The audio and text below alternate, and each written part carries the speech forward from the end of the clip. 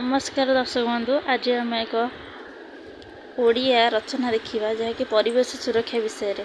चलते देखा प्रथमे परिवेश सुरक्षा यार उपक्रम। आमे समस्ते पृथ्वी पृष्ठ बास करुचे। आमे जीवन धारण पर साधारणतः जल वायु खाद्य एवं सूर्य को उत्ताप उपर निर्भर कर आम चतुर्पार्श्व आमे जहाँ सब देउछंती ताहा हेउची एक परिवेश। परिवेश प्रदूषण परिवेश रे माटी जल वायु उत्ताप एवं गछलता आदि मुख्य। एसबु परिष्कार एवं परिच्छन्न रहिबा आवश्यक। निर्मल परिवेश ओठरे हस फुटाई थाए मनीष तथा जीवजंतु को दीर्घ एवं निरामय जीवन यापन प्रदान करिथाए ओ एही परिवेश भिन्न भिन्न उपाय रे प्रदूषित होइथाए।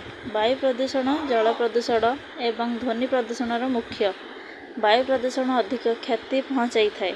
वायुमंडल अम्लजान जबखार्जन तथा अन्यान्य गैस मध्य रही थाए ओ रोषेईर धुआं धूमपान पेट्रोल डीजेल चालित गाड़ी धुआं बाहरी वायुमंडल को प्रदूषित करिथाए।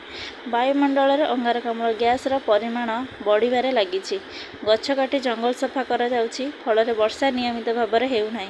बेले बेले अधिक वर्षा होई माटी धोई जाउछि ओ अधिक खाद्य उत्पादन पाई खेतर सार औषध व्यवहार करा जाउछि। एहा द्वारा माटी और जल प्रदूषण हेउछि। कल कारखाना बाहरुथिबा धुआं एवं आवर्जनापूर्ण जल जोगु परिवेश दूषित होइथाए। अधिक शब्द जोगु मध्य ध्वनि प्रदूषण होइथाए। सुरक्षा चलते देखिबा। आमे प्रथमे परिवेशर सुरक्षा करबा आवश्यक। परिवेशर जत्न नेले आमे सुखी जीवन बिताई परिबा।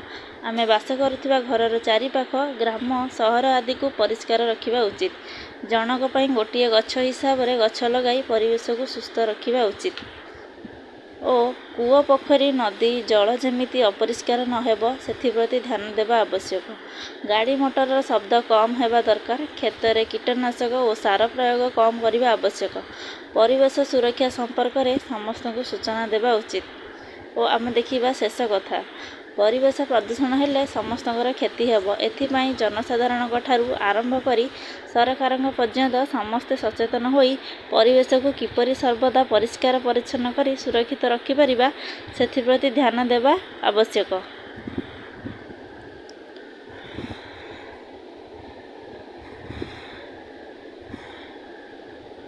वीडियोटी भल लगिले चैनल को सब्सक्राइब करंतु।